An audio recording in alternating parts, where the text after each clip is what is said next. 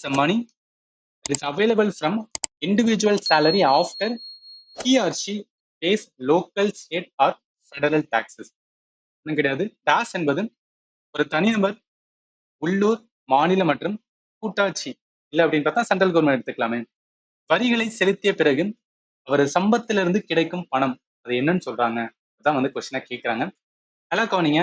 இப்ப எப்போதும் என்னன்னா ஒரு கான்செப்ட் வந்து இதுவுமே கான்செப்ட் தான். டிஸ்போசபிள் இன்கம் அப்படின்னு சொல்லுவாங்க. டிஸ்போசபிள்னா நமக்கு கையில என்ன அமௌண்ட் இருக்கோ அதான் டிஸ்போசபிள் அப்படின்னு வந்து சொல்றது. இப்போ இன்கம்னா நம்மளோட சேலரி ரைட்டா. இப்ப இயர் ஆன் இயர் வந்து நம்ம சேலரி வந்து கால்குலேட் பண்ணி பார்த்தோம்னு வச்சுக்கேன். 12 lakh per annum, 13 lakh per annum. இதுல வந்து ஒரு வேலைக்கு போகணும் அப்படின்னா அவங்க சொல்லுவாங்கல்ல. அது எப்படி வந்து நம்ம கால்குலேட் பண்ணணும் அப்படின்னு பார்த்தீங்கன்னா, அதாவது டிஸ்போசபிள் இன்கம் அப்படின்னாவே இதுல என்ன சொல்லுவாங்கன்னா, மொத்தமா ஆனுவல் இன்கம் இருக்கும். ஸோ கிராஸான ஆனுவல் இருக்கும்.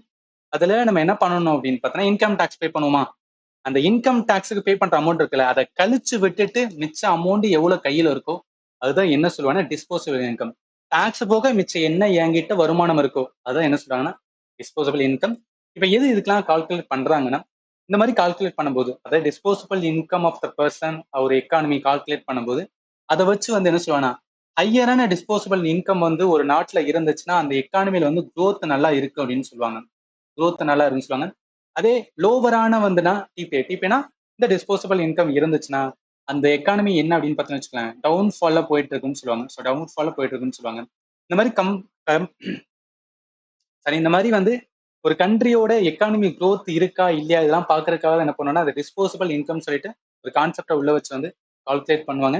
ஏன்னா யோசிச்சு பாருங்களேன், டிஸ்போசபிள் இன்கம் என்பது என் கையில இருக்கிற அமௌண்ட். என் கையில இருந்துச்சா என்ன பண்ணுவேன், நான் செலவு பண்ணுவேன் ரைட்டா. செலவு பண்ணுவேன் பிளஸ் வந்து சேவிங் பண்ணுவேன். அப்ப சேவிங் அப்படின்னு இருக்கும்போது அது நாட்டுல என்ன ஆகும் அப்படின்னு பார்த்தீங்கன்னா, நிறைய ப்ரொடக்டிவிட்டிக்கு வந்து யூஸ்ஃபுல்லா இருக்கும். ஸோ அதனாலதான் வந்து இந்த கான்செப்ட். இந்த கொஸ்டினுக்கு ஆன்சர் என்ன வரும்னா டிஸ்போசபிள் இன்கம் தான் வரும். அதனால ஆப்ஷன் சி தான்.